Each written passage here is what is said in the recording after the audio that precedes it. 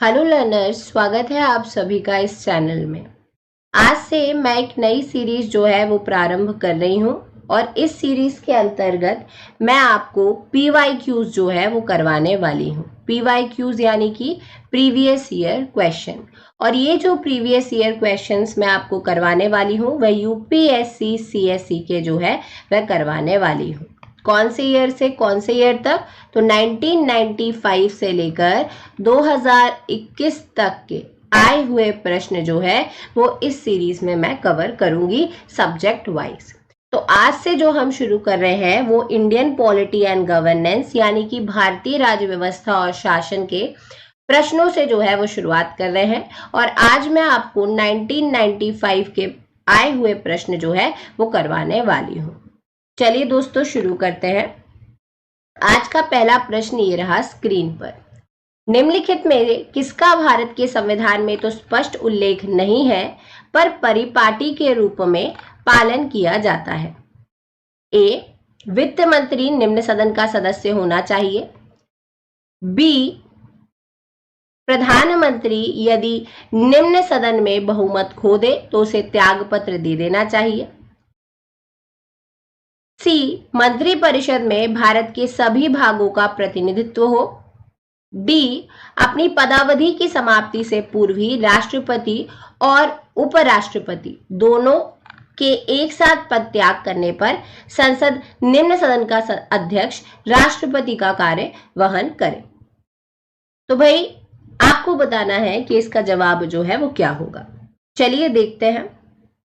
तो भाई बोल रहा है कि भारत के संविधान में तो स्पष्ट उल्लेख नहीं है पर परिपाटी के रूप में। परिपाटी का जो अर्थ होता है वह होता है परंपरा या फिर आप कह सकते हैं प्रथा, ठीक है, के रूप में जो है वो पालन किया जाता है। तो भाई क्या है इसका जवाब? तो वह है कि मंत्रिपरिषद में भारत के सभी भागों का जो है वो प्रतिनिधित्व हो। देखिए भाई, भारत के संविधान में इस बात का कोई उल्लेख नहीं किया गया है कि मंत्रिपरिषद में भारत के सभी भागों का जो है वो प्रतिनिधित्व हो। तथापि ये जो है वो एक परंपरा या प्रथा जो है वो बन गई है कि मंत्रिपरिषद में देश के सभी क्षेत्र या भागों का जो है वह प्रतिनिधित्व हो। ऐसा क्यों किया जाता है? तो सामान्यतः ऐसा माना जाता है कि ऐसा क्षेत्रीय संतुलन को बनाए रखने के लिए किया जाता है जिससे कि कोई भी भाग जो है वह उपेक्षित ना रहे। तो सी ऑप्शन जो है वो इसका बिल्कुल सही है। नेक्स्ट क्वेश्चन देखो। संविधान के अनुच्छेद 156 में उपबंध है कि राज्यपाल अपने पद ग्रहण की तारीख से 5 वर्ष की उपबंध तक पद धारण करेगा। इसे निम्नलिखित में से कौन सा निष्कर्ष निकाला जा सकता है? पहला, किसी राज्यपाल को उसकी पदावधि पूरी होने से पूर्व पद से नहीं हटाया जा सकता। दूसरा, कोई राज्यपाल 5 वर्ष की अवधि के बाद अपने पद पर बना नहीं रह सकता। नीचे दिए गए कूटों में से कौन सा उत्तर सही है आपको चयन करना है। केवल एक, केवल दो, एक और दो, दोनों ही नहीं। तो भाई ये क्वेश्चन बड़ा ही प्यारा क्वेश्चन है और बहुत ही ज्यादा इंपॉर्टेंट जो है वो क्वेश्चन है। तो चलिए देखते हैं इसका जवाब जो है वो क्या होगा। तो भाई इसका जवाब जो है वो है डी, दोनों ही नहीं। क्यों भाई? तो देखिए, अनुच्छेद 156 के संदर्भ में जो है वह बात हो रही है। बोल रहा है कि राज्यपाल अपने पद ग्रहण करने की तारीख से 5 वर्ष की उपबंध तक पद धारण करेगा। तो कौन सा निष्कर्ष निकाला जा सकता है? तो थोड़ा सा मैं आपको राज्यपाल के बारे में जो है वो बता देती हूँ। भाई जिस प्रकार से केंद्र में राष्ट्रपति होता है ठीक उसी प्रकार से राज्यपाल भी जो है वो राज्य में होता है। साथ ही साथ राज्यपाल जो है वो राष्ट्रपति के प्रसाद पर्यंत अपना पद धारण करते हैं, यानी कि राष्ट्रपति इन्हें कभी भी जो है वह अपने पद से हटा सकते हैं। और अगर वह 5 वर्ष से पूर्व अपने पद को छोड़ना चाह रहे हैं तो ऐसी स्थिति में वह अपना जो त्याग पत्र है वो राष्ट्रपति को दे सकते हैं। ठीक है, तो चलिए देखते हैं। पहला कथन बोल रहा है कि किसी राज्यपाल को उसकी पदावधि पूरी होने से पूर्व पद से नहीं हटाया जा सकता। तो भाई ये कथन क्या है? ये कथन बिल्कुल गलत है। क्यों गलत है? मैंने अभी अभी आपको बताया कि राज्यपाल जो है वो राष्ट्रपति के प्रसाद पर्यंत पद धारण करते हैं। कहने का अभिप्राय ये है कि राष्ट्रपति राज्यपाल को कभी भी उनके पद से जो है वो हटा सकते हैं। तो पदावधि पूरी होने से पूर्व पद से नहीं हटाया जा सकता। भाई बिल्कुल हटाया जा सकता है राष्ट्रपति के द्वारा। दूसरा, कोई राज्यपाल 5 वर्ष की अवधि के बाद अपने पद पर बना नहीं रह सकता। भाई ये कथन क्या है? ये कथन जो है वह बिल्कुल गलत है। क्यों गलत है? तो भाई जो राज्यपाल है वह 5 वर्ष की अवधि के बाद भी जो है वो अपने पद पर बना रह सकता है। कब तक? जब तक उसका जो उत्तराधिकारी है वह पद जो है वह धारण नहीं कर लेता, तब तक। ये कौन सा अनुच्छेद कहता है? तो ये अनुच्छेद कहता है 156(3). तो पहला भी कथन आपका गलत है, दूसरा भी जो है वो गलत है। तो डी ऑप्शन जो है वो बिल्कुल सही है। भारत के निम्नलिखित राज्यों में से किसमें अब तक विधान परिषद नहीं है? यद्यपि ये नहीं है लिखा हुआ, ठीक है, नहीं है। यद्यपि 7वां संशोधन अधिनियम 1956 में उसके लिए उपबंध है। महाराष्ट्र, बिहार, कर्नाटक या मध्य प्रदेश? तो भाई ये तो इजी क्वेश्चन है, आप सभी को पता है कि भाई मध्य प्रदेश हेतु जो है वह उपबंध किया गया है और मध्य प्रदेश में जो है वो विधान परिषद नहीं है। मध्य प्रदेश में 7वें संविधान संशोधन अधिनियम 1956 के तहत विधान परिषद हेतु उपबंध जो थे वह किए गए थे, किंतु किसी कारणवश वह अभी तक जो है वह कार्य रूप में नहीं लाए गए हैं। प्रारंभ में क्या था? देश में केवल 5 राज्यों में ही द्विसदनीय व्यवस्था थी। द्विसदनीय व्यवस्था यानी कि विधानसभा और विधान परिषद, जिसमें उत्तर प्रदेश, बिहार, महाराष्ट्र, कर्नाटक और जम्मू कश्मीर जो थे वह शामिल थे, है ना। लेकिन अगर अभी की हम बात करें तो भाई भारत के राज्यों में जहां जहां विधान परिषद है तो वह है उत्तर प्रदेश, बिहार, महाराष्ट्र, कर्नाटक, आंध्र प्रदेश, तेलंगाना। तो भाई मध्य प्रदेश में जो है वो विधान परिषद नहीं है। तो डी ऑप्शन जो है वह बिल्कुल सही है। निम्नलिखित में से किनको राष्ट्रपति और राज्यसभा दोनों के निर्वाचनों में मतदान का अधिकार है? संसद के निम्न सदन के निर्वाचित सदस्यों को, संसद के उच्च सदन के निर्वाचित सदस्यों को, राज्य विधानमंडल के उच्च सदन के निर्वाचित सदस्यों को, राज्य विधानमंडल के निम्न सदन के निर्वाचित सदस्यों को। भाई ये बहुत प्यारा क्वेश्चन है। चलिए, तो राष्ट्रपति और राज्यसभा दोनों के निर्वाचन में मतदान का जो अधिकार है वह राज्य विधानमंडल के निम्न सदन के निर्वाचित सदस्यों को है। भाई ये निम्न सदन क्या है? तो निम्न सदन जो है वह होती है विधानसभा, ठीक है। लोकसभा के समतुल्य जो है वह राज्य में विधानसभा होती है। जिस प्रकार से केंद्र में लोकसभा होती है, ठीक उसी प्रकार से राज्य में जो है वो विधानसभा होती है। विधानसभा निम्न सदन जो है वह होती है। तो राष्ट्रपति और राज्यसभा दोनों के निर्वाचन में मतदान का अधिकार राज्य विधान मंडल के निम्न सदन के निर्वाचित सदस्यों को होता है। चलिए नेक्स्ट क्वेश्चन देखते हैं। इसमें से कौन कौन से विषय हैं जिन पर कम से कम आधे राज्यों के विधानमंडलों के अनुसमर्थन से ही संवैधानिक संशोधन संभव है? राष्ट्रपति का निर्वाचन, संसद में राज्यों का प्रतिनिधित्व, 7वीं अनुसूची में से कोई भी सूची, किसी राज्य की विधान परिषद की समाप्ति। नीचे दिए गए कूट में से सही उत्तर का चयन करें। 1 2 3, 1 2 4, 1 3 4, 2 3 और 4। चलिए भाई इसका जवाब क्या होगा देखिए। तो इसका जवाब होगा ए, 1 2 और 3। तो भाई अगर हम बात करें तो भाई संविधान के अनुच्छेद 368 में संशोधन प्रक्रिया का जो है वह उल्लेख किया गया है, जिसमें से कुछ विषयों में संशोधन के लिए विधेयक को संसद के दोनों सदनों के विशेष बहुमत तथा कम से कम आधे राज्यों के विधानमंडल द्वारा जो है वह स्वीकृति आवश्यक होती है। इसके अंतर्गत अगर हम बात करें तो कुछ और विषय भी आते हैं, जिसके अंतर्गत राष्ट्रपति का निर्वाचन हो गया, संसद में राज्यों का प्रतिनिधित्व हो गया, 7वीं अनुसूची में कोई भी सूची जो है वह हो गई, साथ ही साथ संघ की कार्यपालिका शक्ति का विस्तार, राज्यों की कार्यपालिका शक्ति का विस्तार आदि विषय जो है वो शामिल होते हैं, जिसके लिए कम से कम आधे राज्यों के विधानमंडल के अनुसमर्थन की जो है वो आवश्यकता पड़ती है।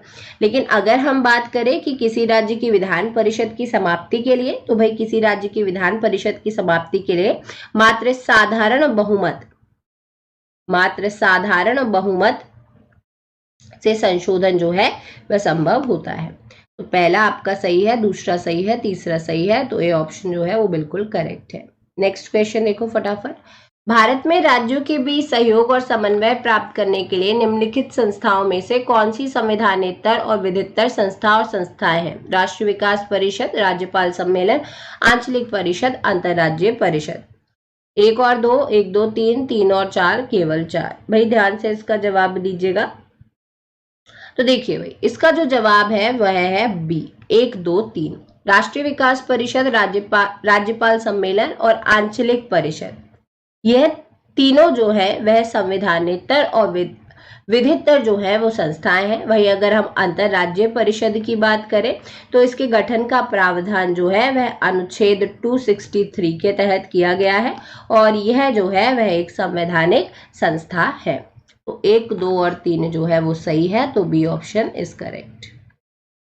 यदि किसी राज्य विधानसभा के निर्वाचन में निर्वाचित घोषित होने वाले प्रत्याशी अपनी जमानत राशि खो देता है तो उसका अर्थ है कि मतदान बहुत कम हुआ है, बहुसदस्यीय निर्वाचन क्षेत्र के लिए निर्वाचन था, निर्वाचित प्रत्याशी की अपने निकटतम प्रतिद्वंदी पर विजय बहुत कम मतों से थी, निर्वाचन लड़ने वाले प्रत्याशी की संख्या। तो भाई इसका जवाब क्या होगा? तो भाई इसका जवाब होगा डी, कि निर्वाचन लड़ने वाले प्रत्याशी की जो संख्या थी वह जो थी निर्वाचन लड़ने वाले प्रत्याशी की संख्या। तो बोल रहा है कि यदि किसी राज्य विधानसभा के निर्वाचन में निर्वाचित घोषित होने वाले प्रत्याशी अपनी जमानत राशि खो देगा, यदि उसका जो अर्थ है वह ये है कि भाई निर्वाचन लड़ने वाले प्रत्याशी की जो संख्या है वह उस पर जो है वो डिपेंड करेगा। ठीक है, अगर कोई प्रत्याशी जो है वो चुनाव में कुल वैध मतों का 10% से कम प्राप्त करता है तो उसकी जमानत राशि जो है वह जब्त कर ली जाती है। तो डी ऑप्शन जो है वो बिल्कुल सही है ना। हालांकि अभी ये क्या है भाई, अभी जो है ये 1/6 है। जैसे फॉर एग्जाम्पल 60,000 कुल वैध मत जो है वो डाले गए, तो अगर वह 6 अगर वह 10,000 वोट प्राप्त नहीं कर पाता है तो ऐसी स्थिति में क्या रहेगा, ऐसी स्थिति में वह अपनी जमानत राशि खो देगा।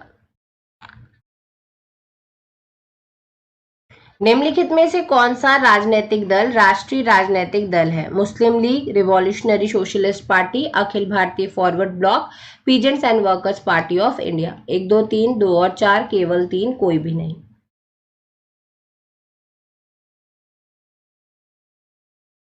चलिए, तो इसका जवाब जो है वो कोई भी नहीं। अगर हम बात करें तो ये जो चारों राजनीतिक दल दिए गए हैं इसमें से कोई भी राष्ट्रीय राजनीतिक दल जो है वो नहीं है।